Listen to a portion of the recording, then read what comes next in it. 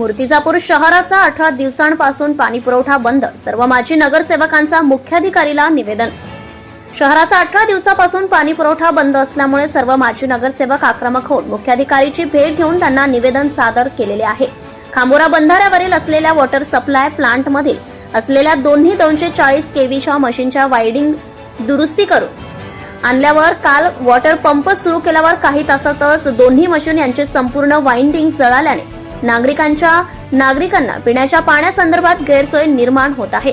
या संदर्भात मुख्याधिकारी शेषराव टाले यांच्या दालनात माजी नगरसेवक द्वारकाप्रसाद दुबे, राष्ट्रवादी युवक काँग्रेसचे प्रदेश उपाध्यक्ष संदीप जळमकर, शेख इम्रान शेख खलील, कैलास महाजन यांनी शहरातील अनेक गंभीर समस्यांविषयी चर्चा केली आहे। मूर्तिजापूर नगर परिषदेने प्रशासन राज सुरू असल्यामुळे सर्व अधिकार नगर परिषदेचे मुख्याधिकाऱ्यांना आहे, तरीही मूर्तिजापूर 8व्या दिवसापासून पाणी पुरवठा बंद असल्यामुळे पाण्यासाठी नागरिकांना वन भटकावे लागत आहे।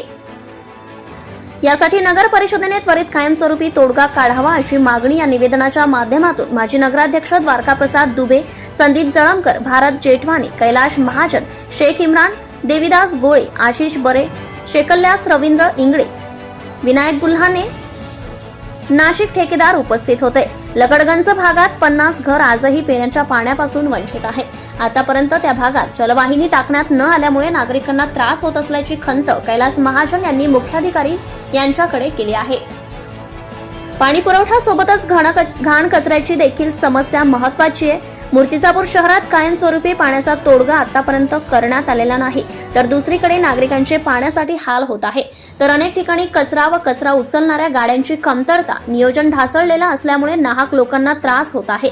यासाठी सुद्धा आंदोलनाची भूमिका घेतल्या जाईल असे संदीप जळमकर, सामाजिक कार्यकर्ता यांनी सांगितले।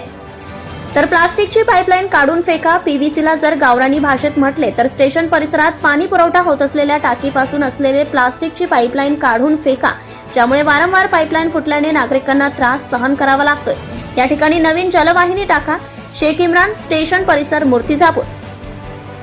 दलित वस्तीच्या निधीचा गैरवापर करू नका। गोरगरिबांसाठी शासन निधी देत आहे, तर दुसरीकडे त्या दलित वस्ती निधीचा गैरवापर केला जातोय। ज्यांना उच्च शासनाने निधी दिलेला आहे असे दलित वस्तीत हा निधी वापरण्यात यावे। द्वारकाप्रसाद दुबे, माजी नगराध्यक्ष। सत्यशोधक न्यूज चॅनल साठी मुख्य संपादक संतोष गवई, अकोला। या सप्लाय विस्कळीत झाल्यामुळे आम्ही मूर्तिजापूर माजी नगरसेवक आणि काही पदाधिकारी आम्ही आज मूर्तिजापूर मुख्याधिकारी यांना निवेदन दिलेले आहे, तरी कायमस्वरूपी तोडगा निघालेला नाही आहे। या कायमस्वरूपी तोडगा निघण्याकरिता आज आम्ही इथे निवेदन दिलेले आहे। शासनाने लवकरात लवकर याची दखल घेऊन पाणी पुरवठा